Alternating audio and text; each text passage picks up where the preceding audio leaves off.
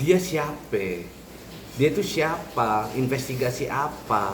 Coba bayangkan etika seorang pengacara melakukan investigasi kepada prinsipal lawan. Coba bayangkan terhadap prinsipal yang merupakan lawannya gitu. Dia siapa melakukan itu? Ya, satu. Yang kedua, itu kita udah tahu dari siang tadi klien kami, para donatur tersebut, dua orang tersebut sudah menginformasikan kepada kami bahwa mereka itu seolah-olah mendapatkan intimidasi.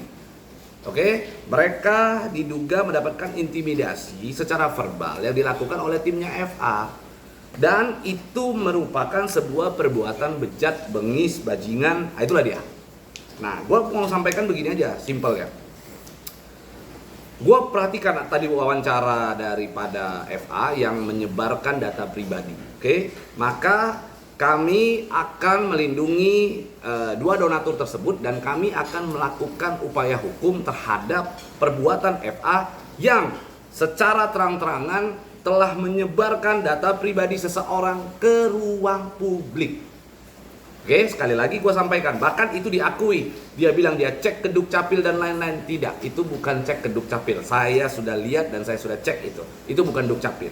Oke, jadi kami akan melakukan penelusuran terhadap itu dan kami akan lakukan upaya-upaya hukum dan langkah-langkah hukum.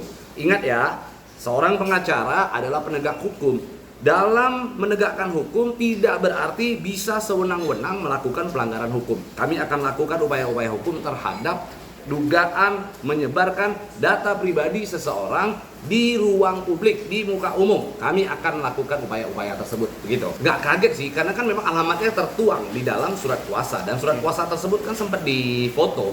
Dan pada saat difoto saja oleh FA, pada saat itu kami sudah memperkirakan bahwa itu akan terjadi. Kami telah memperkirakan bahwa MA akan mengerahkan orang timnya untuk datang melakukan stressing, mengintimidasi secara verbal. Gua udah tahu lah cara mainnya ini orang. Dia sebut-sebut tuh nama dua orang itu di publik supaya ada rasa tekanan terhadap dua orang tersebut. Mereka merasa terintimidasi, akhirnya seolah-olah bisa berbalik kepada kami. Bahkan ada yang patut kami sampaikan gitu ya, bahwa tim daripada FA sempat meminta kepada dua orang donatur tersebut untuk menandatangani sebuah surat, yang mana surat tersebut seolah-olah menyatakan tidak pernah memberi kuasa. Saya punya rekamannya dan saya sudah mempunyai bukti ceknya. Jadi ini cara-cara mainnya FA ini kembali lagi. Seolah-olah merekayasa suatu peristiwa, lalu nanti dia laporkan polisi. Gua mau sampaikan, polisi jangan lagi pernah percaya dengan laporan-laporannya FA. Klien-klien di luaran sana jangan pernah percaya sama pengacara begitu. Malu. Udah deh. Ya, gua nanggepinnya slow aja, buktiin aja. Tapi ingat ya, kalau tidak terbukti, maka kau akan kita lapor balik. Oke? Kami juga melakukan upaya-upaya hukum, kami juga melakukan langkah-langkah hukum. Ini persoalan sudah selesai, jangan diperpanjang. Kau masih mau perpanjang, sudah, nanti kau yang menyesal. Kau yang akan mengalami penyesalan yang mendalam. Asal jangan nanti sedih aja uring-uringan, kan gitu. Loh, memang bagus. Itu memang harus dilakukan oleh para donatur. Gue dukung semua donatur. Ketika ada donatur yang didatengin oleh orang yang tidak dikenal, mungkin entah siapa itu, entah dia sales kompor gas kah, entah siapapun itu, datang minta surat kuasa, mau minta bukti ini, minta bukti itu, mereka tidak punya wewenang.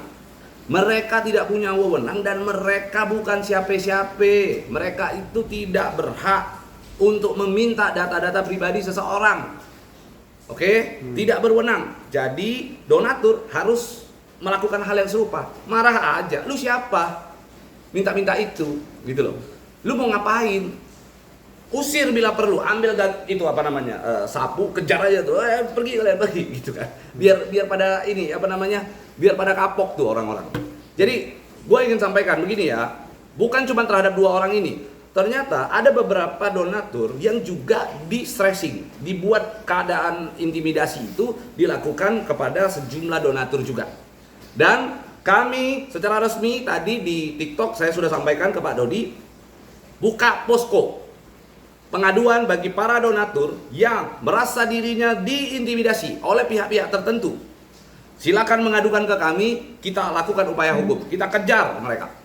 Ya, jadi yang memang disebarkan oleh FA pada saat di depan media, data-data pribadi itu merupakan sebuah pelanggaran di mana patut diduga FA sudah menyebarkan data pribadi seseorang yang mana harusnya itu dilindungi karena terkait dengan undang-undang pelindungan data pribadi.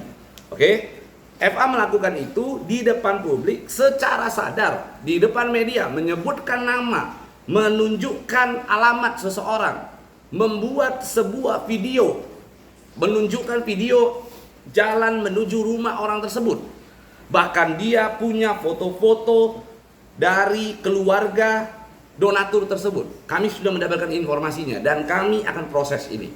Kami akan lakukan upaya hukum terhadap hal tersebut. Ini untuk menjaga kepercayaan masyarakat terhadap profesi pengacara. Dan pengacara yang melakukan upaya-upaya seperti itu, sudahlah jauhi.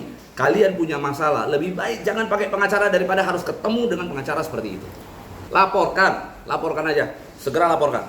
Oke? Kau laporkan, kalau tidak terbukti kau akan kami lapor balik, itu aja. Lihat investigasi yang dilakukan FA dan tim itu secara general itu menurut abang itu langkah apa sih yang mau prediksi abang ya sebagai? Nggak ada itu, investigasi itu tidak berwenang dilakukan oleh mereka. Mereka lakukan itu karena intinya mereka tidak terima, oke? Mereka merasa kalah justru. Kalau gue lihat ya, mereka ini merasa kalah. Merasa bahwa dirinya ini game sudah selesai, sudah end game. Terus mereka mau coba-coba untuk menarik-narik persoalan ini lagi menjadi lebih panjang. Ibaratnya nih, gue kasih gambaran nih. Ini udah maghrib, ya, udah maghrib. Terus anak-anak pada disuruh sama orang tuanya, ayo kembali ke rumah. Nah, tinggallah nih mereka ini. Mereka karena nggak ada teman mainnya, ngajak, ayo dong Pablo main lagi dong, ayo dong Densu main lagi dong, ayo dong Agus main lagi dong. Jadi dia ngajak main gitu loh. Ya sorry aja, kita kan punya keluarga ya masing-masing ya. Ya nggak bakal lah gue ladenin permainan-permainan murahan seperti itu. Silakan saja dia mau berstatement apapun, mau bilang ini permainan kayak apa segala macam, kayak buktikan. Oke? Buktikan saja, kau laporkan. Jangan ngomong doang, laporkan. Oke? Setelah kau laporkan, kau tidak bisa buktikan, ku kejar balik, ku lapor balik. Oke? Ingat ya. 577 kuasa ada kuasanya. Ada kuasanya dan kami akan buktikan kalau nanti pada saat mereka melapor. Kami akan bawa kok, tenang aja, santai. Oke, yang penting fokus aja sama LP-nya dia deh. Jangan udah dipanggil akhirnya mangkir. Nah, itu jadi repot kan. Jangankan 577 aja ada kok. 577 kuasa itu ada kok. Gini, kenapa kemarin itu kita menggugat menggunakan dua orang ini? 577 itu adalah bagian daripada dua orang kuasa tersebut. Ini class action. Dua orang mendaftarkan gugatan. Nanti yang 577 kuasa itu akan masuk ke dalam rangkaian pembuktian, ke dalam sidang pembuktian. Pada saat pemeriksaan surat-surat, pemeriksaan secara administrasi di awal ya kami tunjukkan dua. Pada saat masuk ke sidang pembuktian maka 577 itu akan dibawa oleh kuasa hukum untuk dibuktikan di dalam persidangan. Itu kan poinnya. Itu sebenarnya teknis yang sudah sering dilakukan oleh siapapun. Itu disebut dengan class action. Ya udah kalau memang dia nggak paham ya sudahlah, belajar lagi lah paling. Jadi jangan lupa untuk subscribe Cumi Cumi. Ditekan ya tombol lonceng merahnya.